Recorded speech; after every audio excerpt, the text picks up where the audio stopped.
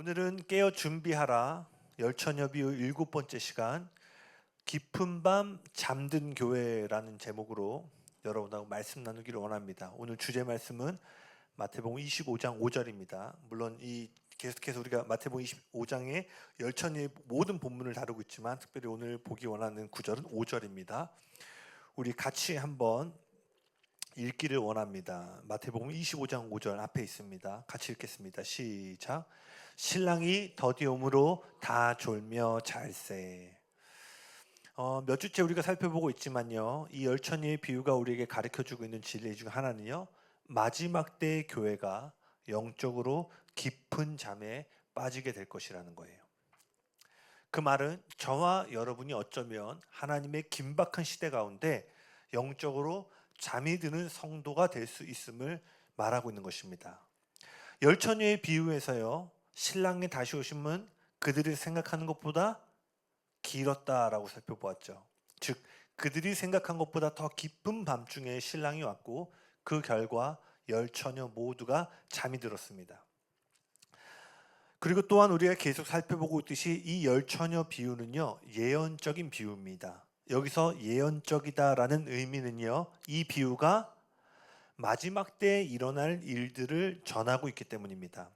기억나시죠? 이 열처녀 비유 자체로도 우리가 교훈을 찾을 수 있지만 전체의 맥락에서 본다면 이 열처녀의 비유는 앞으로 마지막 하나님의 시간표 안에서 일어날 일들에 대한 비유예요. 그렇기 때문에 예언적입니다. 그리고 이 비유는 앞서 이야기한 것처럼 깊은 밤 외치는 자, 즉 그 어두운 밤 중에서도 심령을 불꽃과 같이 깨어 외치는 그 메신저들이 있을 텐데 그 소리가 울리기 전에 교회가 깊이 잠들 것을 말하고 있습니다. 예수님의 가르침대로라면요, 마지막 때가 다가올수록 교회는 깊은 잠에 빠지게 될 거라는 거예요. 여러분 혹시 A.W. 토저라는 분을 아시나요?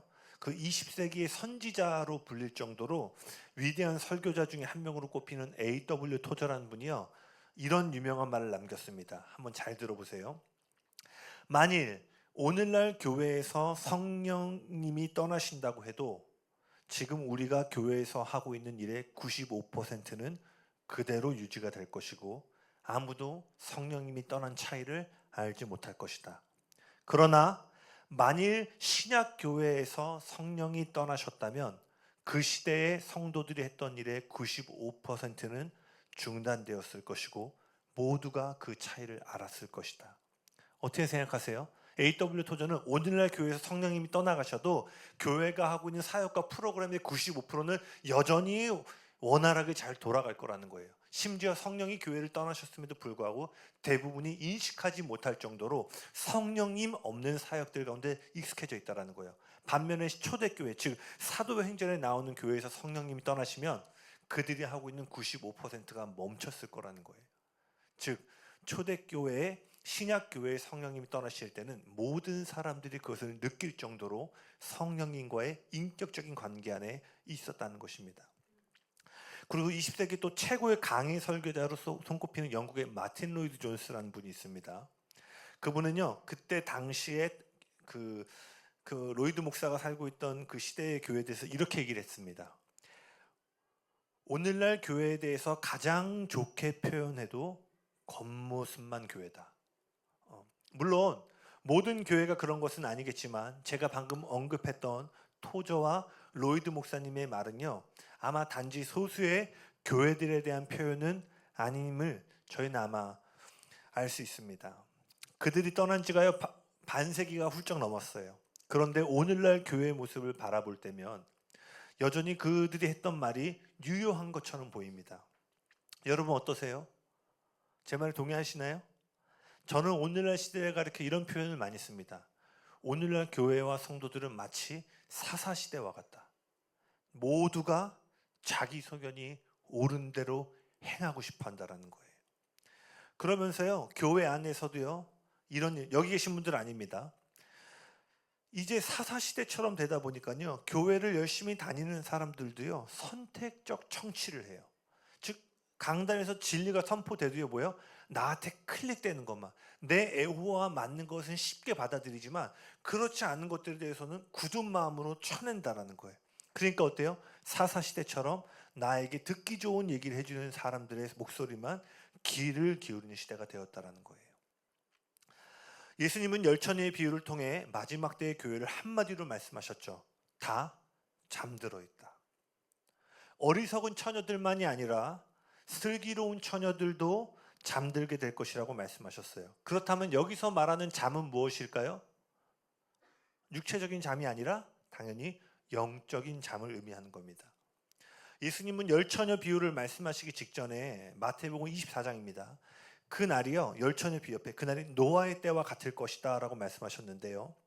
이는 그 노아의 때에 하나님의 심판의 때가 가까이 왔음에도 불구하고 그 시대 사람들이 전혀 알지 못하고 자신들의 마음대로 살았던 노아의 때와 같이 마지막 때에도 이러한 일들이 세상 가운데 있을 것을 말씀하셨어요.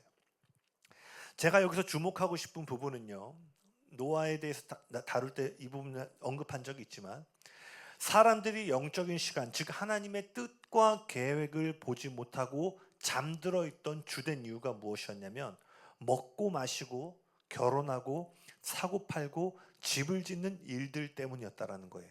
마태복음 24장 37절에서 38절 같이 읽어볼까요? 시작. 노아의 때와 같이 인자의 임함도 그러하리라. 홍수 전에 노아가 방주에 들어가던 날까지 사람들이 먹고 마시고 장가들고 시집가고 있으면서 누가복음 17장에 보면요, 이 노아의 때와 하나 더해서 그날이 롯의 때와 같을 것이다 라고 해요. 그러면서 거기에는 사고 팔고 집을 짓는 일들이 추가가 되어 있습니다. 그러면 여러분, 먹고 마시고 결혼하고 사고 팔고 집을 짓는 일들이 나쁜 일인가요? 네, 전혀 아니죠. 지금 제가 언급한 일들은요, 우리의 일상에서 매우 자연스러운 활동들이에요. 청년에서 나이가 들면 결혼하는 게 당연하고요. 결혼하고 어느 정도 가정을 꾸리면 어때요? 또 집을 사고 또 집을 구하는 것들이 자연스러운 일들이죠. 먹고 마시는 건 말할 것도 없죠. 매일 우리의 삶 가운데 일어나는 자연스러운 활동이에요. 그럼 예수님이 말씀하신 건 뭐예요? 이러한 우리의 삶에 반복되는 자연스러운 활동들 배후에 악한 세력이 이러한 매일의 반복되는 일을 통로 삼아서 사람들을 미혹하여서 영적인 눈을 가리우는 일들, 즉 영적으로 잠들게 하는 일들이 있을 것을 말씀하신 것입니다.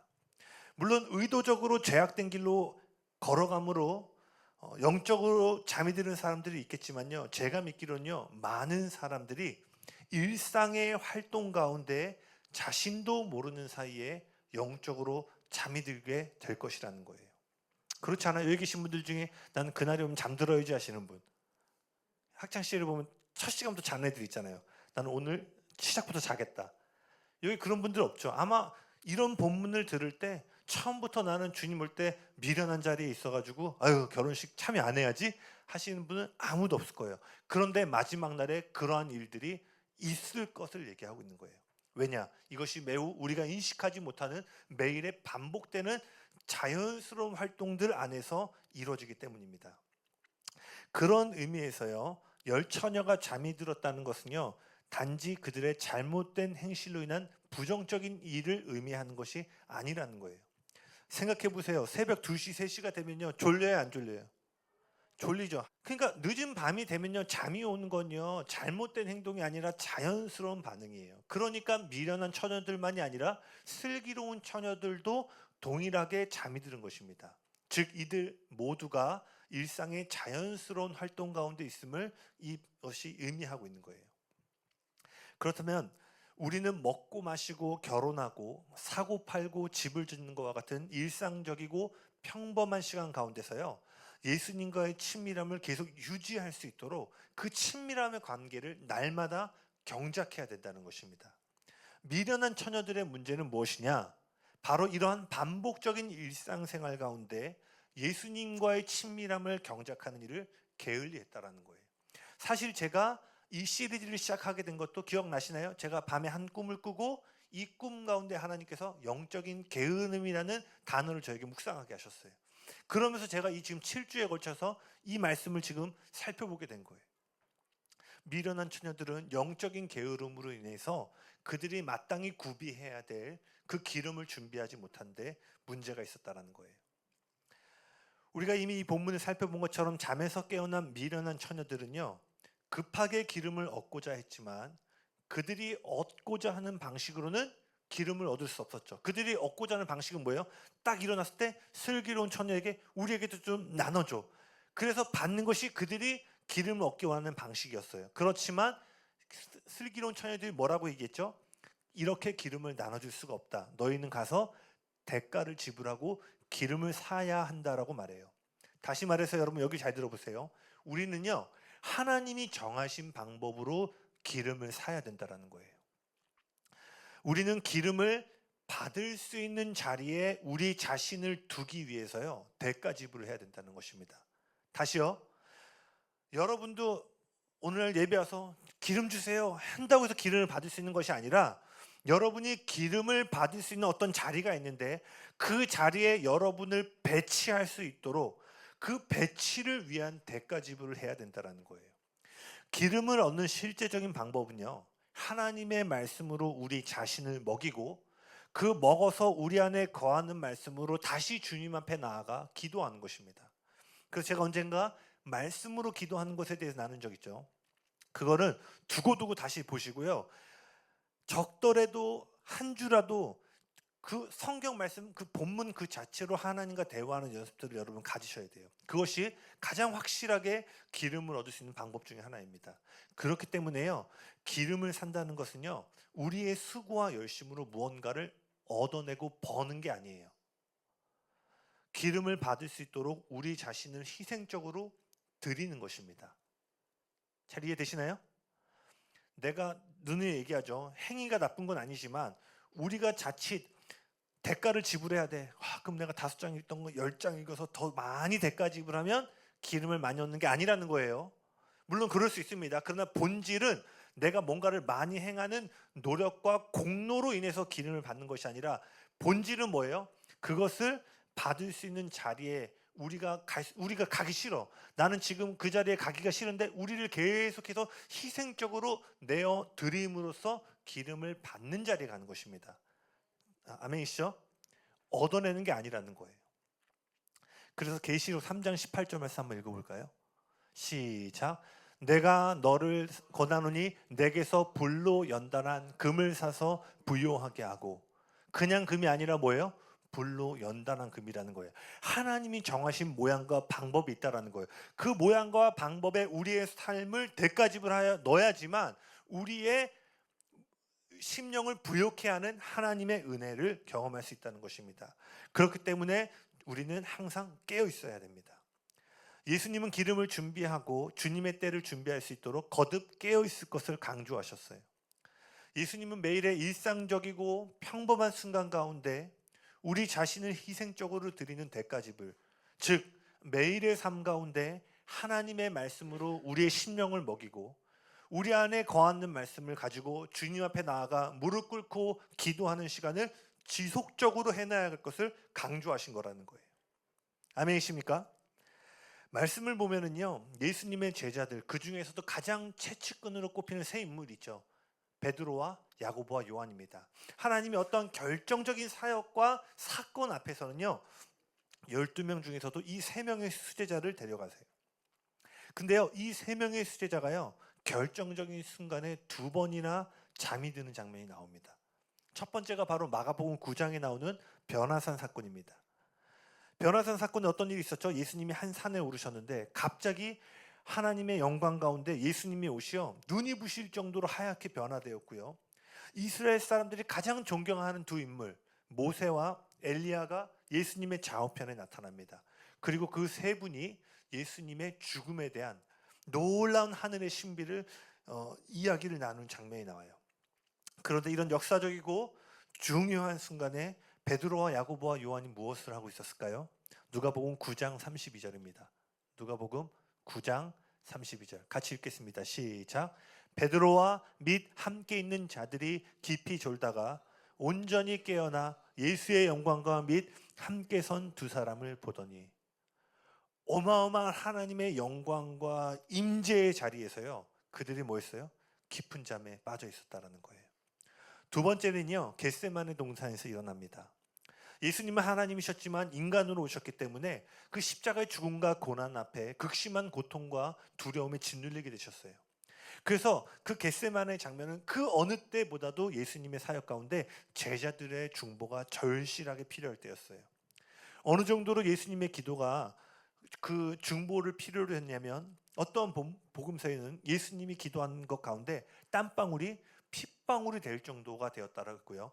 하늘의 천사가 예수님의 기도를 도울 정도로 예수님은 엄청난 집중력과 하나님의 도움을 구하는 기도의 자리에 나아가셨어요.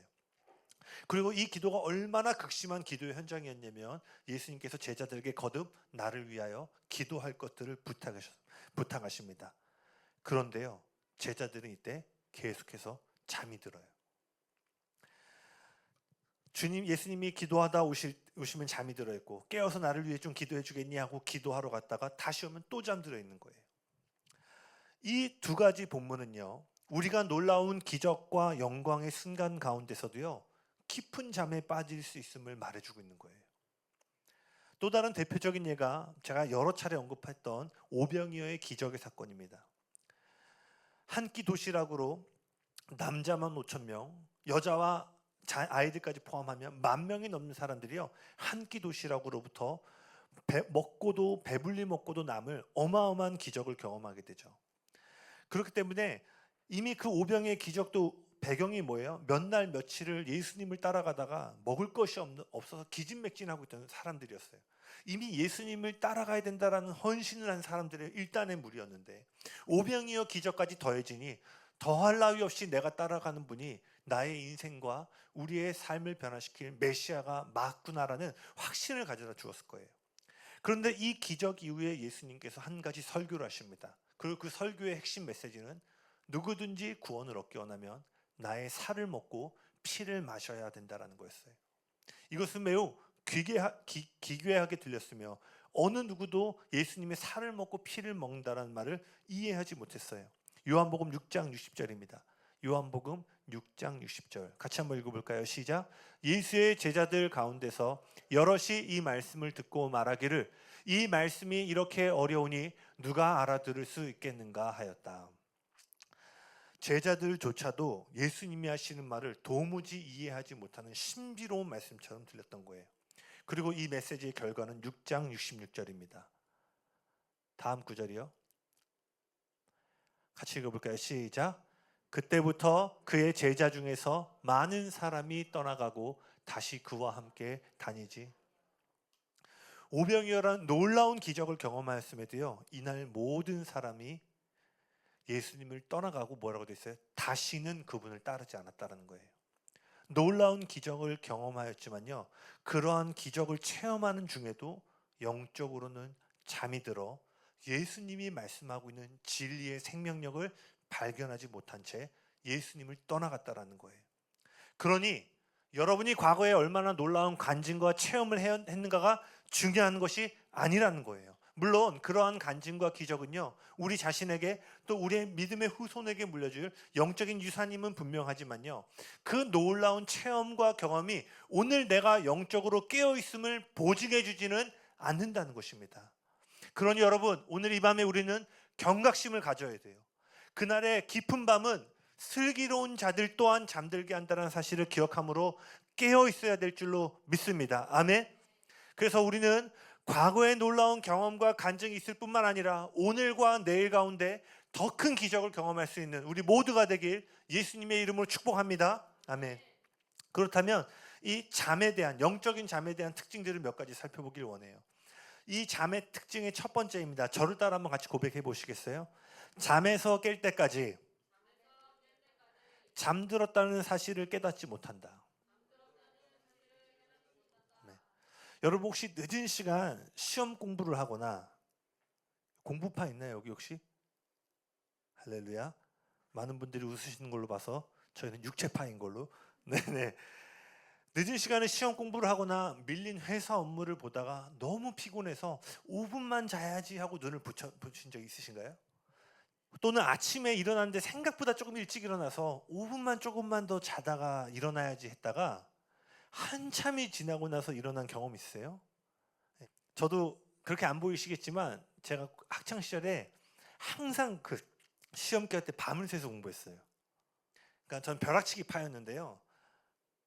어떤 날은 과목을 공부하다 너무 피곤해서 커피도 안 될 때 5분만 자야지 하고 딱 잤는데 눈 떴을 때 아침이 되어본, 한번 이런 경험들 해보신 적 있으시죠? 공부가 아니더라도. 할렐루야. 네. 근데요, 제가 뭘 말하고 싶냐면요, 이러한 순간엔 자신이 이토록 많이 잤는가라는 사실에 화들짝 놀랍니다. 근데 여기서 핵심은요, 잠에서 깨기 전까지는요, 자신이 잠들었는지를 깨닫지 못한다는 거예요. 잠에서 깬 후에야 비로소 자신이 많이 잤음을 알게 된다는 것입니다. 즉, 영적으로 잠이 든 사람들은요, 자신들이 잠이 들었던 사실을 알지 못한다라는 거예요. 그래서 우리의 잠든 상태, 무감각해진 상태를 건드리면요, 불편함을 느껴요. 그래서 방어적인 자세를 취합니다. 내가 잠들어 있다고? 나 안 잠들어 있는데? 설교를 들을 때도 이런 거예요. 저건 나를 향한 메시지가 아니지. 저거는 맞아, 철이 형제가 저걸 반드시 들어야 될 텐데. 이런 식으로 나에게 하는 말씀이 무엇인지를 듣기보다 나는 깨어 있으니 다른 사람들이 들어야 된다는 식으로 반응하게 된다는 거예요. 그러나 잠자는 동안에는 누구도 자신이 잠들었다는 사실을 인지 못함을 여러분 기억하셔야 돼요. 그러니 오늘 여기서 영적으로 잠드신 분 하면 아무도 손을 들지 않을 거라는 거예요. 영적으로 잠든 사람은요, 계시록에 나오는 라오디게아 교회의 모습 같습니다. 계시록 3장 17절입니다. 계시록 3장 17절입니다. 같이 읽겠습니다. 시작. 내가 말하기를 나는 부자라 부요하여 부족한 것이 없다 하나 눈먼 것과 알지 못하는도다. 뭐라고 돼 있어요? 영적인 실상은 공고하고 가련하고 가난하고 눈이 멀었고 벌거벗었는데 스스로를 평가하기를 조금도 부족함이 없는 상태로 알고 있다라는 거예요. 이게 뭐예요? 영적으로 잠든 사람들의 특징이라는 거예요. 영적으로 잠드는 것의 위험성은요, 기한이 없다라는 거예요. 잘 보세요. 육체적인 잠은 반드시 끝이 있어요. 내가 뭐 하루 넘게 자고 48시간을 잔다 한들요, 셋째 날에는 반드시 일어나요. 맞습니까? 숨이 걷어지지 않는 이상은요, 언젠가는 육체적인 잠은 일어나야 돼요. 그런데요, 영적인 잠은 그렇지 않다라는 거예요. 영적인 잠은요, 계속될 수 있어요. 다시 말해, 수년째 영적으로 잠들어 있음에도 불구하고 라오디게아처럼 교회처럼 뭐예요? 겉으로는 매우 신실하게 주님을 섬기는 일 가운데 나아갈 수 있다라는 거예요. 물리적인 수면은요, 육체적이고 심리적인 부분의 필요를 채워줍니다. 맞나요? 마음에 여러분 힘드실 때 잠으로 그 스트레스 해결하시는 분들이 있으시죠? 그 잠을 자면 어쨌든 정서적으로도 그렇고 피곤한 육체 가운데 회복이 일어나게 돼요. 그러나 영적인 잠에는요, 어떠한 유익도 없음을 여러분 기억하셔야 돼요. 영적인 잠에 빠지게 되면은요, 집중해야 될 일에 집중하지 못하고 하나님이 중요하게 여기는 것을 우리의 삶의 우선순위로 두지 못하게 됩니다. 그렇게 되니까 어떻게 돼요?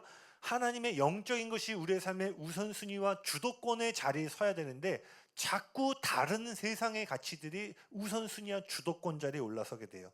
그 결과 점점 우리의 영적인 마음들이 굳어지게 되고요, 결국에는 생명력이 없는, 활력이 없는, 겉모습만 그럴싸한 종교적 신앙으로 전락하게 된다는 거예요.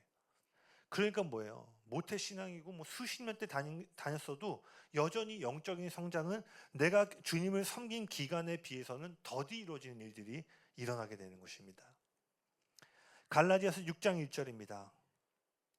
갈라디아서 6장 1절 한번 같이 읽어볼까요? 시작. 형제들아, 사람이 만일 무슨 범죄한 일이 드러나거든 신령한 너희는 온유한 심령으로 그러한 자를 바로잡고 너 자신을 살펴보아 너도 시험을 받을까 두려워하라. 바울이 지금 뭐라고 얘기하고 있어요? 영적으로 잠이 들지 않으려면 다른 사람들을 돌보는 동시에 너 자신을 온전히 살펴보고 돌볼 수 있어야 된다라고 얘기를 해요. 그러나 문제가 한 가지 있어요.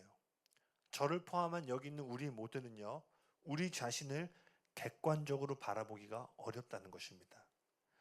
우리는요, 다른 사람들에 대해서는 그들의 겉모습, 즉 행위로 판단을 하지만요, 우리 자신에 대해서는 동기로 판단하는 경향이 강합니다.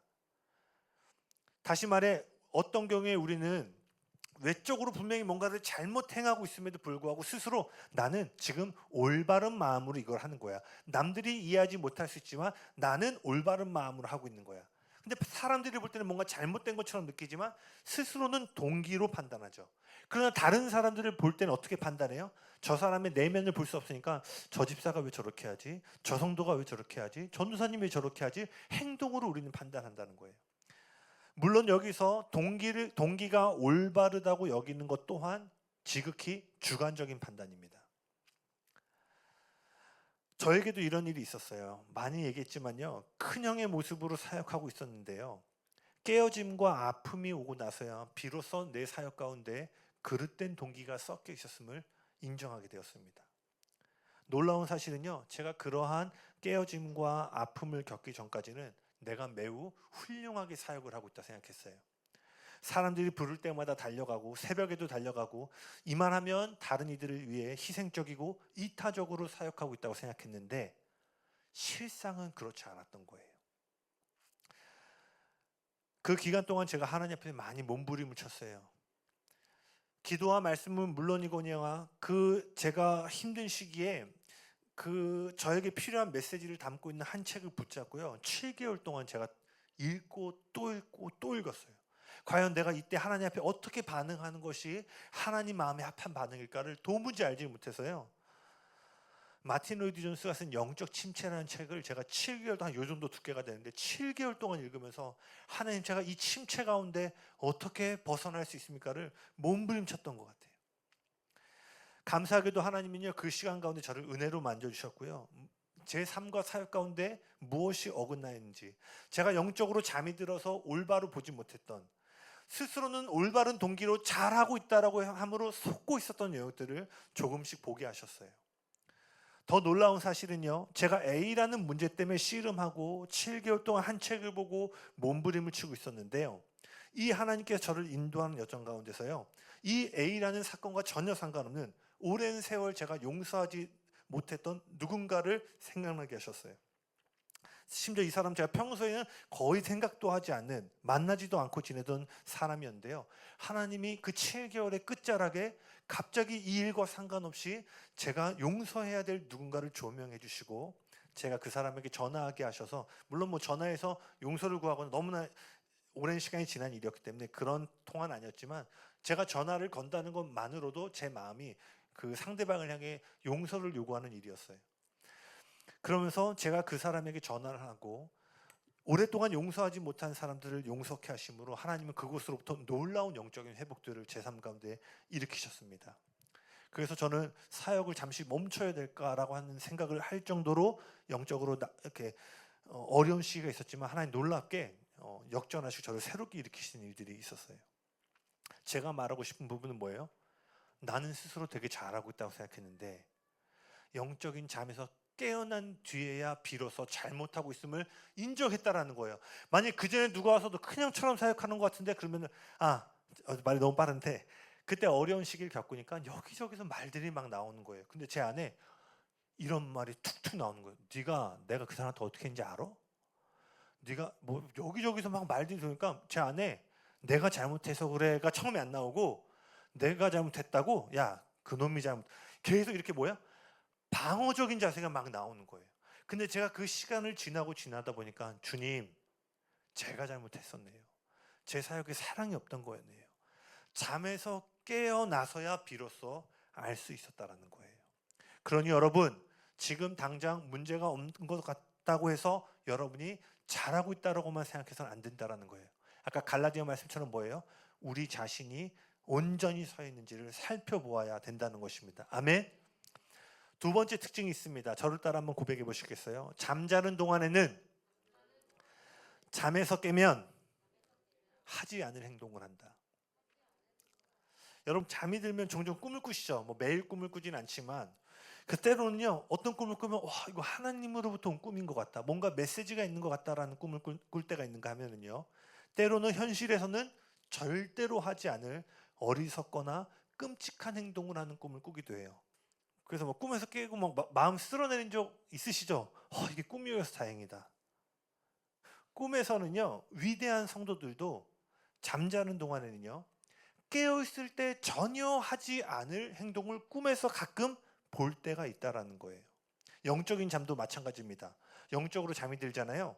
영적으로 깨어있을 때 하지 않을 행동을요, 영적으로 잠이 들면 하게 돼요. 깨어있지 않으면요, 이런 겁니다. 죄는 아니지만 그렇다고 선하지도 않은 것들을요, 조금씩 받아들이기 시작해요. 우리 이걸 뭐라고 얘기해요? 타협이라고 하죠. 영적으로 잠이 들면요, 나도 모르는 사이에 조금씩 세상의 것들과 타협하기 시작해요. 근데 이 타협의 근거가 뭐예요? 죄는 아니잖아. 그것은 일상의 작은 일일 수도 있습니다. 여러분, 오늘 이 시대는 핸드폰을 뗄 수가 없잖아요. 핸드폰으로 무언가를 시청하는 일이 죄인가요? 죄는 아니죠. 얼마나 우리가 이 미디어를 통해서 더 유익하고 좋은 것들을 볼 수 있어요. 그러나 기도와 말씀을 묵상하는 것보다 미디어를 보는 일이 많다면 그것은 조금씩 죄를 유입하는 통로가 되게 됩니다. 이 미디어를 하나님 말씀보다 이 미디어를 많이 보게 되면 어떻게 돼요? 이 미디어가 주는 가치관에 영향을 받기 시작해요. 예를 들어서 돈을 잘 버는 법에 대한 영상들을 계속 본다면 이 영상이 나쁜 게 아니에요. 그러나 기도와 말씀, 하나님의 뜻대로 사는 것보다 성공하는 어떠한 영상들을 계속 본다면 점점 더 진리가 주는 가치관이 아니라 이 세상이 주는 세속적 가치관에 좀 더 귀를 기울이게 된다는 거예요. 그렇게 되면 이렇게 제가 뭐 성공에 대한 한 영역들을 말했지만 그것이 뭐 다른 여러 가지 카테고리 될 수 있겠죠. 이렇게 조금씩 하나님이 기뻐하지 않는 가치들이 우리의 생각과 영혼을 물들이기 시작한다는 거예요. 그렇기 때문에 영적으로 깨어있을 때는 절대로 받아들이지 않을 것이라고 생각하는 의견이나 습관, 태도 등을요, 조금씩 받아들이기 시작해요. 여러분 잘 생각해 보세요. 여러분 막 하나님 임재가 있는데 막 눈물 흘릴 때 나 지금 유튜브 보고 싶다 뭐 이러신 분 있어요? 제가 말하고 싶으면요, 그러한 미디어를 보는 게 나쁘다는 게 아니라 봐보세요. 우리가 그 임재에 있을 때는 무엇이 최고로 우리의 영혼을 끄는지를 본능적으로 알기 때문에 그러한 것들이 생각나는 것이 아니라 더 주님 알고 싶다. 그러니까 은혜 받으면 어떤 마음이 일어나요? 야, 지난 한 주 성경 읽기 못했는데 이번 주 내가 다시 한번 해봐야지. 은혜 받으면 그런 마음들이 막 일어나죠. 왜? 우리의 영혼이 그것이 주도권의 자리에 있어야 될 하나님 나라의 가치임을 깨어서 인식하기 때문이에요. 그런데 영적으로 잠이 들면 어떻게 돼요? 성경? 뭐 내일 읽지. 기도? 내일 하지. 이런 식의 타협점들이 계속해서 생기게 된다는 거예요. 영적으로 잠이 들었음을 나타내는 증거를 알려드릴게요. 리트머스 종이. 내가 영적으로 지금 잠이 들었는가 안 들었는가를 가장 분명하게 나타낼 수 있는 리트머스 종이가 있습니다. 그것은 바로 기도의 자리입니다. 누군가 이런 말을 합니다. 영적인 퇴보는 무릎에서부터 시작된다. 여러분 동의하세요? 여러분 성경 읽을 수 있어요. 많은 사람들의 유명한 목사님들의 설교 들을 수 있어요. 그런데요, 영적으로 잠이 들지 않은 사람들이 가장 두드러지는 특징은요, 그들이 기도의 자리에서 주님을 찾는다는 것입니다. 즉 우리가 주님을 사랑하고 그분께 헌신되어 있음이 가장 첫 번째로 고백되어지는 자리가 어디냐면요, 기도예요. 아멘이십니까? 그래서 원수는요, 우리가 교회 가고 설교 듣고 성경 읽는 거 두려워하지 않아요. 그러나 우리가 무릎 꿇는 것을 두려워합니다. 그래서 레오나르도 레이븐이라는 목사님이 이런 얘기를 해요. 원수는 우리가 기도하지 않는다면 얼마든지 교회 가고 성경 읽는 것들을 허락해 준다라는 거. 허락해 준다는 표현이 정확한 표현은 아니지만 무슨 말인지 아시겠죠? 왜? 원수가 두려워하는 건 우리가 무릎을 꿇고 기도하는 것이기 때문이에요. 그렇기 때문에 내가 영적으로 깨어있는가 잠들어 있는가는 내 매일의 삶 가운데 무릎이 주님을 향하여 있는가를 통해 분명하게 알 수 있다는 거예요. 종종 우리는 너무 바쁜 나머지 기도할 시간이 없다고 생각하고 말합니다. 그러나 여러분 지난 시간 주일에 살펴봤던 종교개혁자 마틴 루터는요 이런 얘기를 해요. 내가 평상시에는 2시간을 기도하고 하루 일을 시작하는데 오늘은 할 일이 너무 많아서 3시간 기도해야 한다. 그는 너무 바쁘기 때문에 더 많이 기도해야 된다고 말한 거예요. 반면 우리는 어때요? 너무 바쁘니까 기도 시간, 말씀 시간부터 넘겨버리는 것은 아닌지 질문해 봐야 되는 것입니다. 오늘은 회사 일에 퇴근하고 아이들 돌보고 가정 일에 너무 바빠서 기도하고 말씀 읽을 시간이 전혀 없는 경우처럼 느껴질 때 우린 이렇게 할 수 있어요. 오늘은 어쩔 수 없지. 하나님도 이해해 주실 거예요. 아침부터 출근하고 일하고 이것도 하고 밤늦게까지 업무하고 내일부터 다시 하면 되지. 그러나 여러분 기억하세요. 우리가 이러한 행동들을 합리화하기 시작할 때요, 영적으로 나쁜 습관들이 우리의 삶에 조금씩 자리 잡게 된다는 것입니다.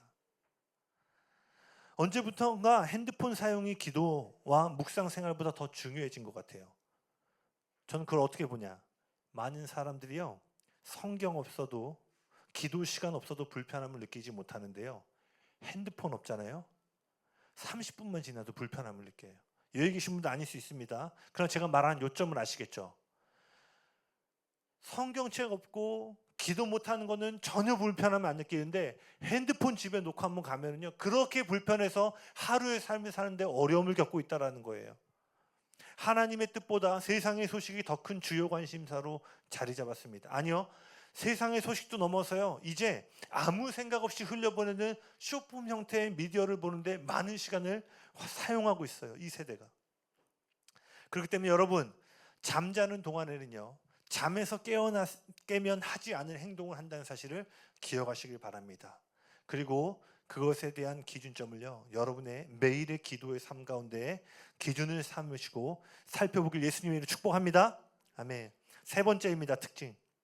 저를 따라 한번 고백해 보시겠어요? 잠든 자들은 깨우는 자의 소리를 싫어한다. 이것은 미련한 처녀들의 특징입니다.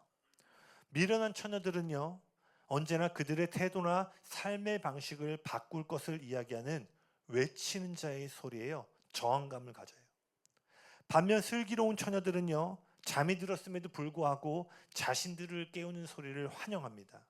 물론 처음에는 슬기로운 처녀들도요, 방어적인 자세를 취할 수 있지만 영적인 사람이라면요, 끝내 자신이 잘못된 길로 가고 있음을 알려주는 소리를요, 기쁘게 받아들이게 된다는 거예요. 여러분 잘 들어보세요. 우리의 영을 깨우는 소리는요, 동시에 우리의 영을 잠들게 하는 혼적인 생명력의 죽음을 선포하는 소리입니다.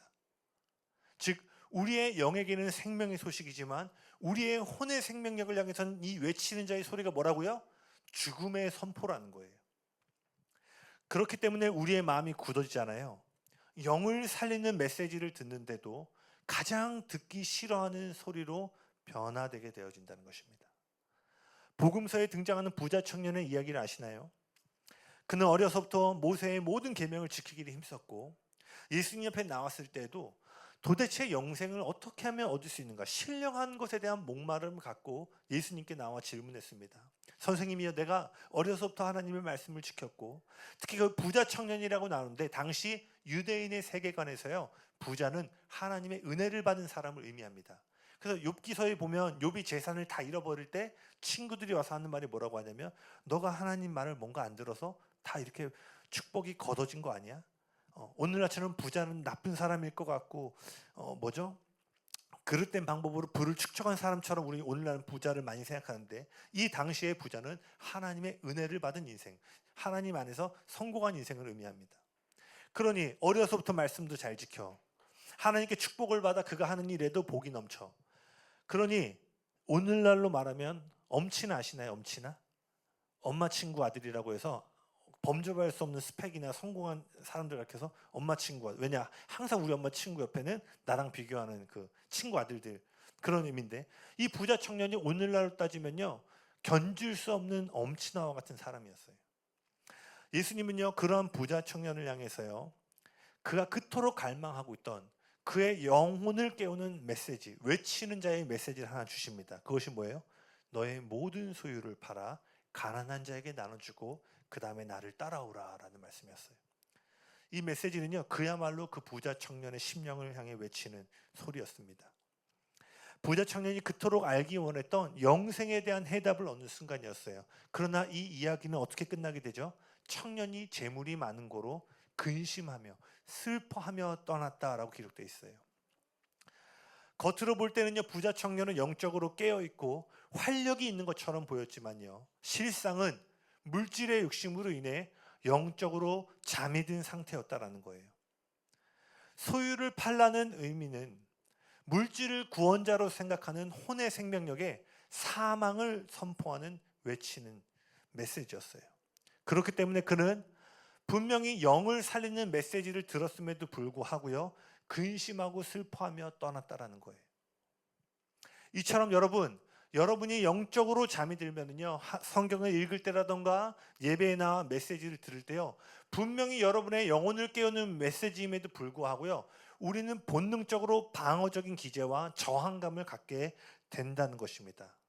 다시 말하지만요, 저와 여러분 중에 어느 누구도 자신을 객관적으로 볼 수 있는 사람이 흔치 않다는 것을 기억하셔야 돼요. 영적으로 잠이 들어 있다면 더더욱 그렇습니다. 그렇기 때문에요, 언제나 우리 주변에는요, 우리의 심령을 깨워줄 목소리가 필요하다라는 거예요. 잠이 든 열처녀를 깨웠던 외치는 자가 있어야 되는 것입니다. 아멘. 마지막입니다. 저를 따라 한번 고백해 보시겠어요? 외치는 자들과 연결되기. 반주 한번 나와주시겠어요? 외치는 자는 무엇일까요? 여러 가지로 볼 수 있겠지만 저는 두 가지로 좀 살펴보기를 원합니다. 외치는 자는요, 공동체입니다. 우리가 잠들어 있음을 분명하게 인식하고 깨우쳐주는 중요한 외치는 자의 모습 중에 하나는요, 공동체예요. 공동체로 함께 지내잖아요. 제가 공동체에 관련돼서 자주 쓰는 그 표현이 있습니다. 기독교 공동체를 말하는 거예요. 공동체란 내가 절대로 함께하고 싶지 않은 사람들과 함께하는 곳이다. 여러분 동의하시나요? 이 리플렉트 처치의 공동체가 된다는 건 뭐냐면요, 지금은 아닐 수 있지만 어느 시점에 여러분이 절대로 함께하고 싶지 않은 사람들이 함께하는 공간이 될 것이라는 거예요. 우리는 모든 사람들을 함께하고 싶어하는 품고 사랑하는 공동체가 됐길 예수님이 축복합니다. 그리고 또한 외치는 자는요, 우리를 이끌어줄 동역자들이자 영적 리더들입니다. 다윗을 보세요. 그는 밧세바와 간음하고 그의 남편을 죽음에 이르게 하는 간접살인을 저지릅니다. 그럼에도 불구하고요, 그가 영적으로 잠이 드니까 어떻게 해요? 아무 일 없었다는 듯이 살아가요. 아니, 자신의 충신을 누가 봐도 저기 가면 죽는데 죽음의 자리에 내몰고, 왜죠? 다윗이 밧세바하고 간음했는데 임신을 한 거야.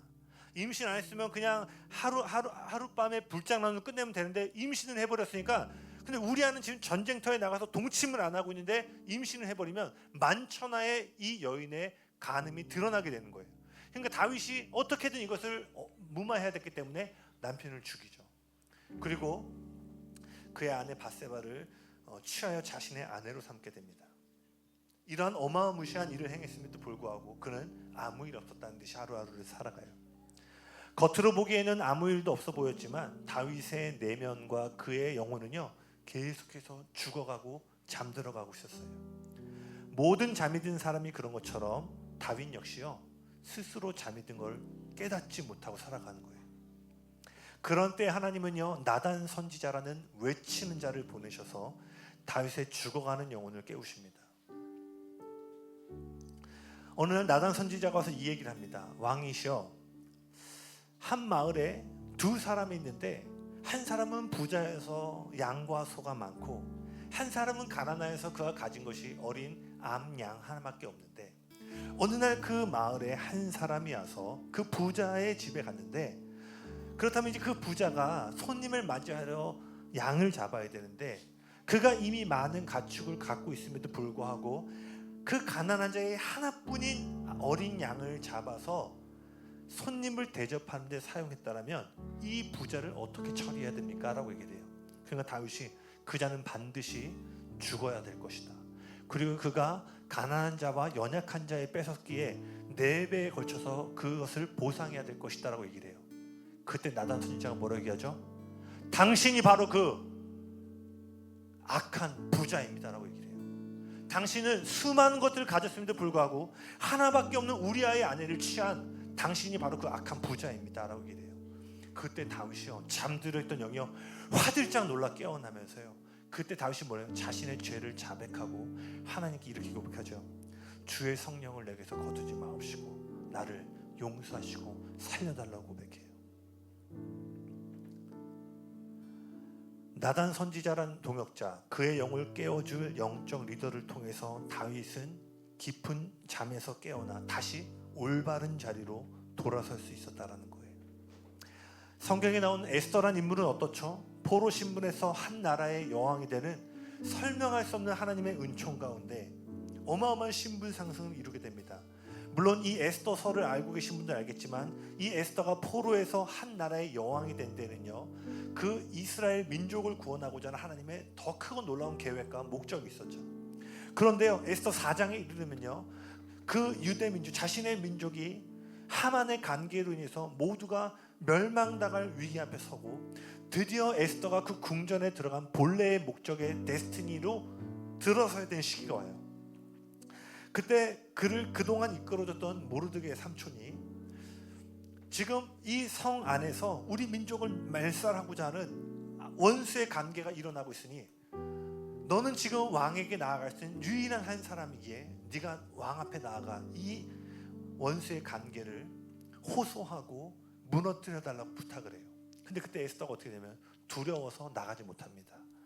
왜냐하면 당시에 몇 달 동안 에스더가 왕을 만나지 못하고 있는 상황이었는데요, 그 당시에는요, 왕이 부르지 않았을 때 여왕이 스스로 나가면, 그리고 그 나갔을 때 만일 왕이 그 권세의 지팡이를 내밀지 않으면 바로 사형을 당했어요. 그러니까 에스더가 지금 몇 달째 왕이 나를 안 부르고 있으니까 까딱하다가 목이 날아간 상황이에요. 그러니까 주저하는 거예요. 근데 그때 모르드게가 이야기합니다. 에스더 4장 13절에서 14절입니다. 같이 한번 읽어보겠습니다. 시작. 모르드게가 그를 시켜 에스더에게 회답하니 너는 왕국에 있으니 모든 유다인 중에 홀로 목숨을 건지리라 생각하지 말라. 이때 내가 만일 잠잠하여 말이 없으면 유다인은 다른 데로 말미암아 노임과 구원을 얻으려니와 너와 내 아버지 집은 멸망하리라. 내가 왕후의 자리를 얻은 것이 이때를 위함이 아닌지 누가 알겠느냐 하니. 아멘. 에스더가 그 두려움과 사면 초과의 상황 가운데 영적으로 계속 잠들어가고 있는 그때 모르드게라는 한 사람이 일어나 뭘 얘기하는 거예요? 외치는 자의 소리로 말하는 거예요. 이때를 위함이 아니냐. 네가 오늘 이런 놀라운 은혜를 경험한 것, 네가 과거에 그런 놀라운 기적과 간증을 경험한 것, 바로 이때를 위하여 하나님이 너를 위한 것이 아니냐. 만약 네가 이 하나님의 은혜의 역사 가운데 반응하지 않는다면 하나님은 너를 버리시고 다른 사람을 통하여 이 구원의 일을 이룰 것이다 라고 도전해요. 아이고 그랬어? 힘들었어? 아이고 이게 아니라 결정적인 순간에 우리의 영적인 잠을 깨워줄 공동체와 동역자와 영적인 리더들과 연결되어 있어야 된다는 것입니다. 아멘이십니까? 특별히 저는요, 우리를 이끌고 지도해줄 위임 권위자들과 올바른 관계를 맺는 것이 매우 중요하다고 생각해요. 그래서 올해 신년 메시지 기억하시나요? 저와 여러분들도 더 깊은 차원의 신뢰의 여정을 가야 될 것들. 그럼 제가 어떤 구절을 예를 들었죠? 모세가 40일 동안 언약궤 받으러 갔는데 백성들의 타임라인하고 리더의 타임라인이 맞지가 않는 거야. 그러니까 그들이 뭐야? 금송아지를 만들고 싶은 유혹이 일어나는 거예요. 꼭 그렇게 해야 돼? 꼭 이렇게 기다려서 가야 돼? 우리 지금 갈 길이 바쁜데 저마다 팔로워들이 자신들이 가고 싶은 길과 계획들이 있는 거예요. 근데 그것들이 맞지 않을 때 어떻게 돼요? 금송아지가 만들어진 이야기를 얘기하면서 올해 우리가 작년과 다른 더 깊은 차원의 우리 안에 영적인 연합들, 특별히 구체적으로 저와 여러분들의 연합됨이 필요할 것들을 얘기했었습니다. 여러분 기억하시죠? 권위라는 주제가 어느 때보다도 이해하기 어려운 오늘날에는요, 더더욱 그러한 듯 보입니다. 그러니 여러분, 올해 무엇을 연습하시냐면요, 여러분이 정말 그 외치는 자리에 자의 소리가 들릴 때 그것을 듣고 깨어나는 영적인 민감함을 갖기 위해서는요, 저를 따라 한번 고백해 보시겠어요? 이해되지 않아도 순종하는 연습을 하자. 내 생각과 달라도 순종하는 연습을 하자. 구체적으로 전도사님이 관계 안에서 이런 것들을 연습할 수 있기를 축복합니다. 아멘. 비성경적인 것만 아니라면. 아멘. 성경적이지 않으니까 저건 안 따라야지, 선택적 청취를 하는 게 아니라 성경에서 위배되는 것이 아니라면, 제가 눈을 얘기하잖아요. 성부가 집문서 가져와라 뭐 이런 거 안 할 거잖아요 제가. 할렐루야. 그러니까 제 말이 이해되시죠? 저와 여러분의 여정 안에서도요, 선택적 청취가 아니라 성경에서 벗어난 것이 아니라면 여러분 한 걸음 이해되지 않더라도 떼어보는 연습들을 하셔야 된다는 거예요. 그래야지 결정적인 순간에 모르드게와 같이 나단 선지자와 같이 우리의 심령을 깨우는 메시지를 할 때 툭 쳐버리는 것이 아니라 뭐예요? 그것을 듣고 곱씹어서 처음에는 방어적으로 느낄 수 있지만 돌아가서 몇 주 뒤에는 그것을 우리의 영혼에 깨우는 자양분으로 삼을 수 있다는 것입니다. 그렇기 때문에 여러분 기억하셔야 돼요. 순종의 핵심은요, 이해력과 동의에 있는 게 아니에요. 내가 이해되고 전선생 저 메시지 동의된다 그러면 따라가고, 그렇지 않으면 따라가지 않는 게 순종이 아니에요. 순종의 핵심은 나의 이해력과 동의에 있는 것이 아니라 상대방을 향한 신뢰에 있는 것입니다. 아멘. 그러니 제 역할은 뭐예요? 여러분이 이해되지 않는 그때도 전사에 한번 따라가 볼 만하지라는 신뢰의 사람이 되는 건 전 연습을 해야 되는 거고, 여러분은 부족할지라도 하나님이 세워준 리더라면, 제가 아니더라도요 다른 곳에서 만나는 위임 권위자들이 있다면 그 사람들의 부족함을 볼 때에도, 그들의 연약함이 볼 때에도 순종할 수 있는 올바른 마음의 위치를 잃어버리지 않은 상태에 있을 때, 때로는 슬기로운 처녀들처럼 우리 또한 잠이 들다 할지라도요 외치는 메시지, 영혼을 깨우는 메시지가 들릴 때 반응함으로 일어날 수 있다는 거예요. 아멘이십니까? 제가 한 가지 예화를 들려드리고 오늘 예배를 마치기 원하는데요, 제2의 그리스도로 불릴 정도로요 예수님의 삶을 가장 잘 비춰낸 인물로 평가받는 사람이 있습니다. 바로 13세기의 성 프란치스코라는 사람이에요. 프란시스코라는 사람인데, 이 프란시스코에 대한 유명한 일화가 하나 있어요. 어느 날 두 사람이요 이 성 프란시스코의 수도원을 찾아와서 그 사람의 제자가 되기 위해서 프란시스코를 찾아 저희를 제자로 받아주십시오라고 얘기를 해요. 근데 그때가 때마침 그 배추를 심는, 모종을 심는 때였어요. 그래서 그 프란시스코가 배추를 심고 있었는데 딱 두 사람이 온 거예요. 그러니까 잘 됐다, 나 혼자 이렇게 모종 심기 힘들었는데 너네 좀 잠깐 일로 와봐. 내가 올 동안에 그러면 이 배추의 모종을 좀 심고 있어라. 근데 어떻게 심으라고 하냐면 뿌리가 하늘을 향하게 거꾸로 심으라고 얘기를 해요. 그리고 내가 돌아올 때 확인을 하겠다라고 하고 프란시스코가 길을 떠납니다. 그러니까 이 두 사람이 이제 배추 모종을 들고 있는데, 한 사람은요 프란시스코가 말하는 그대로 뿌리가 하늘을 향하게 심어요. 근데 또 한 사람은 야 이게 무슨 말이 되냐, 당연히 뿌리가 땅으로 내려가야 열매를 맺고 싹이 자라지. 그래서 한 사람은요 올바로 이게 심어요. 자, 누가 똑바로 심은 거죠? 뿌리를 땅으로 한 사람이 상식적으로 심은 거예요. 근데 프란시스코가 돌아왔을 때 누구를 제자로 삼았을까요?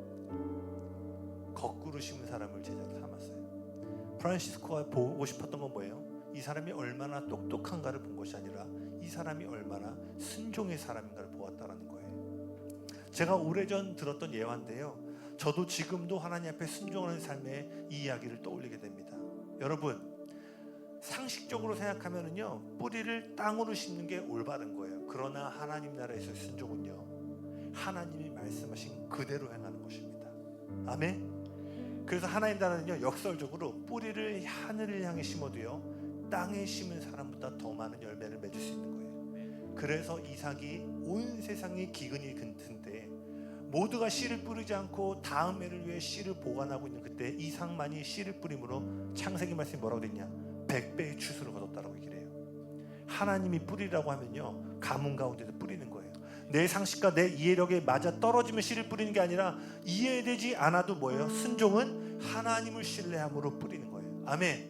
이런 일들이 하나님을 넘어서 이 공동체 안에 여러분이 가는 곳마다 만나는 하나님의 동역자들과 위임 권위자들과 그러한 연결들이 계속 일어날 수 있기를 예수님의 이름으로 축복합니다.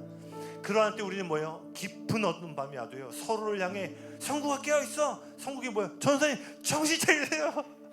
지금 너무 사역 많이 하느라고 마르다처럼 지금 일하고 계세요. 아 그래? 너희놈 새끼가 아니라 저도 뭐예요? 듣는 거죠. 고맙다 성국아, 때려달라고 했더니 진짜 때렸구나 이러면서 서로를, 이게 너무 아름다운 모습 아니에요? 그 데스티니라는 배를 타고 갈 때 나만 권위의 위치에 서 있어서 내 말 다 들어가 아니라 서로를 향해 외칠 수 있는 그런 건강한 몸을 이룰 때 이 교회가 어두운 밤 가운데 때로는 잠이 든다 할지라도 슬기로운 처녀와 같이 깨어 하나님의 부흥의 역사 가운데 쓰임받을 줄로 믿습니다. 아멘.